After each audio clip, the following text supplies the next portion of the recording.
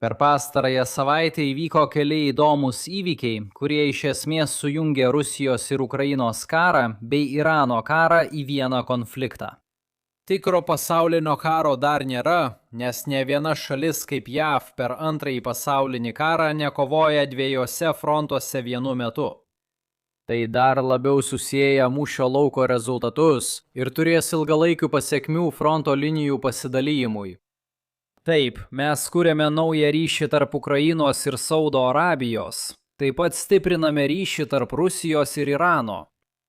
Trumpai, Ukraina ir Saudo Arabija bendradarbiauja gynybos užsakymų srityje, o Rusija, kaip pranešama, ruošiasi teikti Iranui letalinę karinę paramą. Išsamesnis paaiškinimas apima klausimus, kodėl šie santykiai neatsirado anksčiau ir ką tai sako apie Irano karo padėtį tokiems mažiau informuotiems klaviatūros kovotojams kaip mes. Pradėkime nuo Saudo Arabijos ir Ukrainos. Zelenskis netikėtai apsilankė Riade, nes sosto įpėdinis domisi pirkimu atspėkite ko. Taip, priemonėmis prieš Shahed dronus. Dabar, kodėl tai vyksta? 2026 metų kovą, o ne 2023 metų kovą? Geras klausimas. Dauguma diskusijų apie gynybos nuo bepiločių trūkumą kare su Iranu daugiausia siejamo su Jungtinių valstijų vaidmeniu. Teoriją šaudyk į lankininką, o ne į strėlę jau aptarėme. Tad šiandien jos nebekartosiu, nes pavadinimas puikiai atspindi esmę. Dar neaptarėme, kodėl arabų šalys tiesiog to nepadarė pačios. Galima teigti, kad Jungtinės valstijos pradėjo šį karą, todėl jos turėtų išspręsti šią problemą. Tačiau tai prieštarauja tiek politiniai, tiek praktiniai šios situacijos realybei. Politinių požiūrių paimkime Saudo Arabiją kaip pavyzdį. Rijadas palaikė karo pradžią ir dabar remia jo tęsimą. Atrodo, Saudo Arabija turėtų prisimti dalį atsakomybės už šį konfliktą. Aš nekritikuoju, nes Saudo Arabijos vyriausybė su tuo sutiktų. Taigi, jei koordinuoti puolamąsias operacijas yra per sunku, tada natūralus kitas prašymas yra, kad tos šalys pačios pasirūpintų savo gynybą. Taip parodė Ukraina. Praktiškai geriausias būdas numušti Shahed dronus nuo žemės yra naudoti daugiasluoksnę gynybą. Perėmimo vienetus reikia išdėstyti visoje šalyje, kad jie naikintų Shahed dronus artėjant. Tai gali padaryti tik pati šalis. JAV būtų labai sunku atvykti ir tai padaryti be išankstinio pasirengimo. Tam reikėtų per daug karių, kurie turėtų ilgai likti ten. Ekonomiškai čia apsaugą turi užtikrinti Saudo Arabija. Taigi, mįslė išlieka. Kodėl Saudo Arabija seniau neįsigijo ir neįdiegė tų gynybos sistemų? Shahed grėsmė ne nauja. Ukraina prieš daugiau nei metus jau buvo sukūrusi patikrintas ir pigias priešpriemones. Saudo Arabija nemėgsta Irano. Iranas gamino Shahedus Rusijai, o Rusija šaudė Shahedus į Ukrainą. Atrodo visiškai natūralu užbaigti šią grandinę ir leisti Saudo Arabijai bendradarbiauti su Ukraina. Be to, finansinė situacija atrodo ideali tokiems santykiams. Prisimenu daug JAV prezidentų, kurie ilgainiui skundėsi dėl Europos gynybos išlaidų. Neatsimenu, kad JAV prezidentas būtų skundęsis dėl Saudo Arabijos gynybos išlaidų. Saudo Arabijos gynybos biudžetas labai didelis. Pagal gynybos išlaidas ji pasaulyje 7 ir kasmet skiria 7,4 procentų BVP kariuomeniai. Tai beveik 50% daugiau nei reikalauja Hagos įsipareigojimas NATO šalims. Saudo Arabija pagal išlaidas kaip BVP procentą yra 4. pasaulyje po Ukrainos 31 procentų, Izraelio 8,8 procentų ir Alžyro 8,0 procentų. Ji yra aukščiau už Rusiją, kuri dabar kariauja didžiausią sausumos karą Europoje nuo Antrojo pasaulinio karo. Leiskite tam akimirką susigulėti. Atkreipkite dėmesį, kad Rusija gali meluoti apie išlaidas. Ukrainai labai reikia investicijų. Atrodo logiška, kad Rijadas suteiktų Ukrainai kredito liniją perėmėjams išbandyti, kuriuos vėliau gamintų Saudo Arabijai. Net jei Ukrainos gamyklos yra pernelyg aprautos vidaus poreikiams skirtų perėmėjų gamybą, o Ukraina teigia priešingai, galima sudaryti licenzinę sutartį ir kurti gamyklas Saudo Arabijoje. Tačiau, nepaisant viso to, iki 2026 metų kovo jokio susitarimo nebuvo. Problema buvo ta, kad Saudo Arabija ir kiti, taip pat Izraelis, bandė žaisti dvigubą žaidimą. Jie norėjo laikytis išvien su dalimi vakarų koalicijos, bet tuo pačiu išlaikyti draugiškus ryšius su Rusija. Investicijos į Ukrainos gynybą nutrauktų šiuos santykius. Saudo Arabija iš Ukrainos negavo tokio technologijų perdavimo, kokį gauna NATO. Todėl jie atsidūrė tokioje keblioje padėtyje vasario 28 dieną. Tačiau šiuo metu nebėra kaip laviruoti. Karas yra tikras. Šahed atakos nėra vien teorinė galimybė. Jei Saudo Arabija siekia geriausių sprendimų, Ukraina turi būti partnerė. Tai išlaikys Saudo Arabiją gynybos ekosistemoje ir pasibaigus karui su Iranu. Rusijos ir Ukrainos karas tęsis net pasibaigus kovoms artimuosiuose rytuose. Saudo Arabija planuoja sukurti apsaugos tinklą, tarkime, po 9 mėnesių, kai viskas gali vėl įsiliepsnoti. Tuo tarpu Ukraina mielai priims bet kokias investicijas, kurias tai galės rasti savo gynybos sektoriuje, galbūt numatydama vaidmenį, kurį ji atliks su NATO šalimis pasibaigus karui. Apibendrinant, Saudo Arabija ir kiti suklydo, nes delsė pradėti bendradarbiauti su Ukraina. Tai tarptautiniuose santykiuose nutinka nuolat. Dabar jie supranta klaidą ir keičia kryptį. Jei kilo abejonių dėl Saudo Arabijos sprendimo keisti strategiją, pakako pažiūrėti į tuo metu pasirodžiusias antraštes. Mūsų antroji tema – Rusijos tiesioginė leftalinė pagalba Iranui. Net jei įvykis neatrodo netikėtas, detalės atskleidžia įdomią informaciją. Apskritai, karinė pagalba daro du dalykus. Gavėjas pasiekia geresnių rezultatų mūšio lauke. Mažiau akivaizdus poveikis. Pasikeičia šalių galimybės ir motyvacija nutraukti kovas tiek karinę pergalę, tiek derybomis. Norint suprasti Rusijos pasirinkimus, pirmiausia reikia įvertinti Kremliaus tikslus. Karo pasaulyje vakarų koalicija siekia bendro politinio tikslo, o priešpriešinė naudoja bendras priemones skirtingiems tikslams. Pagrindinis Rusijos tikslas yra sustiprinti savo poziciją siekiant įgyvendinti savo politinius siekius, ypač įgyti daugiau teritorijos ir įtakos rytų Europoje.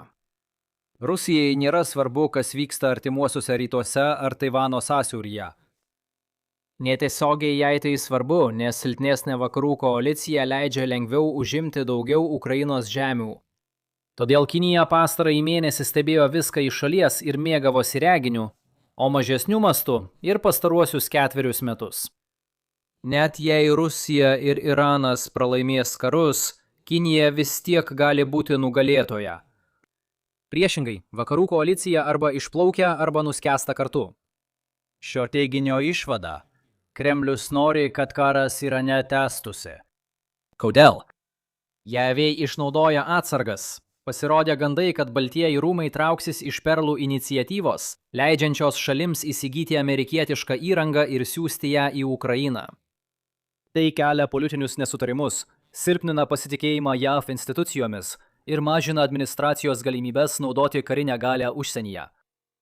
Tai galioja visoms administracijoms, dabartiniai ir būsimai. Politiniai nesutarimai persikelia į tarptautinę areną, kur Rusija mėgaujasi stebėdama Europos ir Jungtinių valstijų ginčus. Tai kelia naftos kainas ir suteikia Kremliui ekonominį išsigelbėjimą tinkamiausiu metu. Jei atsuksime laiką į Irano karo pradžią, žinau, tai buvo vos prieš 4 savaites, Rusija nepasiūlė pagalbos, kuri būtų kainavusi labai brangiai. Maskva pradėjo teikti žvalgybos informaciją ir taikinių nustatymo pagalbą Iranui. Be abejonės tai buvo gyvybiškai svarbu Irano požiūriu. Tačiau tikroji žvalgybos tinklų kūrimo kaina slypi sistemų kūrime. Kai tik jos sukurtos, papildoma informacijos dalymosi kaina yra beveik lygi nuliui. Jungtinės valstijos toliau teikia žvalgybinę pagalbą Ukrainai, nors Trumpas abejoja kitais klausimais. Kol Kremlius turėjo naudos iš Irano sėkmės kare, Iranas gaudavo pagalbą. Šiandien matome, kaip Rusija daro reikšmingus kompromisus. Pranešimai teigia, kad Kremlius ketina siųsti vaistus, maisto ir dronus. Taip, netrukus Rusijos ginklai žudys JAV kariškius ir tikėtina daugelį arabų koalicijos kariškių. Saudo Arabija patenkinta sprendimu remti Ukrainą.